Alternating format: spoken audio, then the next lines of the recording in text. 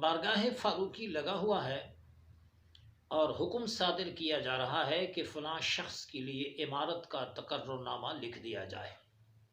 کاتب لکھنے لگا، اتنے میں ایک بچہ آیا، جناب عمر فاروق کی گود میں بیٹھ گیا۔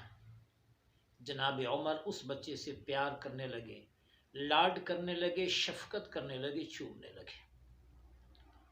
وہ شخص کہنے لگا، حضور میرے 10 بچے ہیں، لیکن آج تک میں نے کسی ایک بچے سے بھی اتنا پیار نہیں کیا، گود میں نہیں بٹھایا، سینے سے نہیں لگایا، اپنی ذات کے ساتھ نہیں چمٹایا۔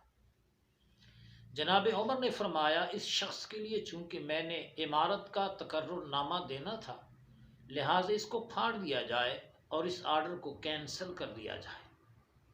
وہ شخص ہکا بکا رہ گیا، حیران ہو گیا، کہنے لگا، حضور اس عمارت کے تقرر نامے کو منسوخ کیوں کر رہے ہو؟ فرمایا، جو لوگ اپنی اولاد پہ شفقت نہیں کرتے، رحم سے پیش نہیں آتے، وہ لوگ رعایا پر بھی رحم و کرم سے پیش نہیں آتے۔ مقام غور ہے جس کے دل میں رحم نہیں اور اپنی اولاد پر بھی شفقت نہیں، وہ رعایا پر، بیواؤں پر، یتیموں پر، بے کسوں پر، بے بسوں پر کیسے شفقت اور رحمت سے پیش آئیں؟